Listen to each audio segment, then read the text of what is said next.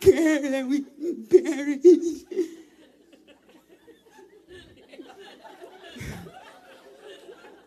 Everyone's, poor Jesus, he was just exhausted. No, he wasn't. That's right. He wasn't exhausted. He was having the time of his life. I said, no. What am I looking at? A man sound asleep on a boat that's sinking. The Holy Spirit says, Tracy, you only have authority over storms that you can sleep in. Because there's a peace that passes the understanding. There's a walk. There's a oneness. Jesus prayed, Father, that they might be one with us the way you and I, Father, are one. That is not for heaven. That is not an heavenly event. That's why he said, pray this way. Thy kingdom. Oh, if you could see the force in those words. Thy kingdom come. Thy will be done in earth. In earth. In earth. In, you are dressed up dirt, people. In earth. In earth as it is in heaven. The devil. To hell with your devil.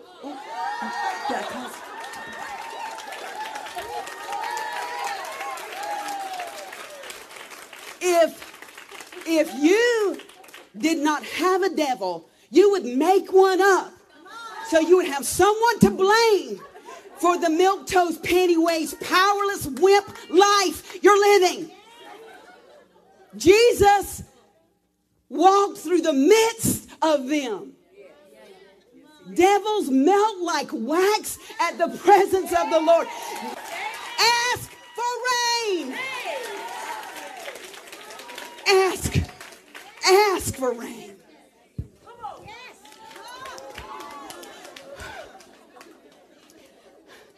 Okay, rain speaks of presence. Rain speaks of favor. And rain speaks of the creative power of God. In Genesis, this is absolutely, totally one of my favorite things I've seen. Because it says, and every plant, this is 2:5, and every plant of the field before it was in the earth. Well, before it was in the earth, it was actually in seed. I never saw that before. There were seeds in the ground. Y'all, this is Genesis. And it just said, every plant of the field before it was in the earth, and every herb of the field before it grew. This is a deal. Just hold on. For the Lord had not caused it to rain. Hold on. To rain upon the earth, and watch this, and there was no man to till the ground. Now, I know you're... Could you repeat the question? There's, if you pull it in the Hebrew, it says, when the seeds were in the earth before the Lord sent the rain. And the reason he hadn't sent the rain is because there was no man, you pull it in the Hebrew, to care for it. So when the rain comes, there are seeds from the foundation of the world, the call and the destiny of God. Stuff, y'all, okay. Your eye has not seen, your ear has not heard, your heart has not comprehended the things that God has in store for those who love him. There is seeds of God in you that are totally dormant, lying untouched. You don't even know what is still inside of you, that when the rain comes, it brings a crop from God. And notice it says it's not going to rain until there's someone to care for it. In other words, God is not going to rain on seeds if you won't be a steward. If you won't grow up and be responsible. Well, I'm just going to leave this church because they won't let me vote on the carpet. Don't let the doorknob hit you where the good Lord split you. Because people in hell don't care.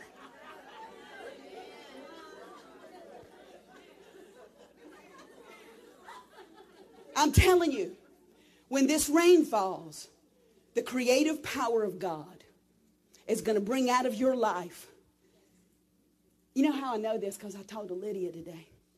And she was crying. She always cries. But she was trembling too. It was so cool. Because someone came to her and said, I think you're New Yorkish, Joycey. Well, they said, my Lord and my God. Coffee. Oh, my Lord and my God. Yeah. Jesus. Paul and Peter, you know. Someone comes to her and says, what must it be like to be so young, living in your destiny, singing in front of so many people? And she was doing this. You know, she's like this, telling me. And she said, she grabbed the lady and said, you don't understand. Y'all, the truth is, we're just dressed up dirt. Yeah, that's right. Stay with me. What happened to her is the rain came. What's been in her from the foundation, before she knew her own name. You understand, before God started you, He already finished you. And so He comes back into your now. Yeah, that's right. That's right. Y'all understand that?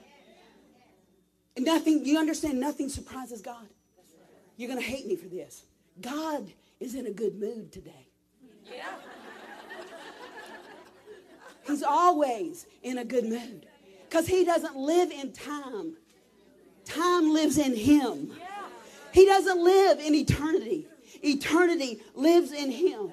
Before He started you, He already finished you. That's why it says that with every test, every trial, every temptation, no matter what the world throws at you, I've already provided a way of escape because He's already been into my tomorrow.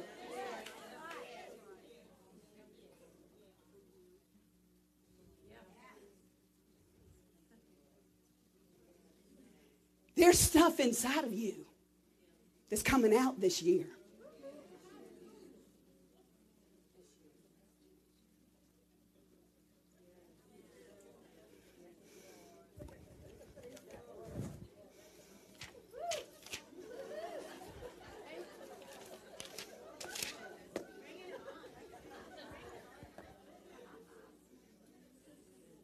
You got a covenant.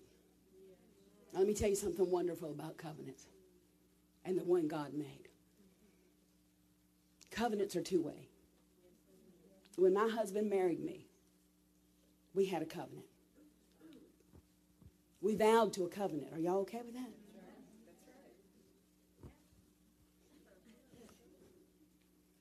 Is that all right? That covenant was two-way. 100%. Covenants are always 100%. It's not 50-50. It's 100%. The problem that God had is that He wanted to make a covenant with man, but man had nothing to give. So He puts Abraham to sleep and walks through the fiery furnace and makes a covenant with himself. He said, when I could find no man to swear by, I swore by myself. Then He decided, these people can't do it. So I'm going to come as 100% man, and I'm going to make a covenant with myself.